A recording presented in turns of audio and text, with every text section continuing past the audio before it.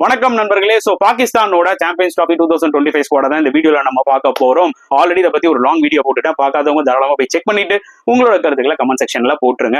So Pakistan squad எடுத்துக்கிட்டோம்னு வச்சுக்கோங்களேன், it's very descent squad. அவங்க ஹோம்ல விளாடுறாங்க, அது ஒரு அட்வான்டேஜ் அவங்களுக்கு இருக்கு. என்னதான் உங்க ட்ரை சீரீஸ்ல சரியா விளாட்லனாலும் சவுத் ஆப்பிரிக்கால போய் ஆஸ்திரேலியால போய் ஒரு ஒன் டே சீரிஸ் ரீசெண்டா வின் பண்ணிருக்காங்க. அதனால பாகிஸ்தான் என்னைக்குமே ஒரு அன்பிரடிக்டபிளான ஒரு டீம். புரியுதா உங்களுக்கு? அவங்க நீங்க மொத்தமா இல்ல 1.5 டீம் தான் சொல்லிட முடியாது.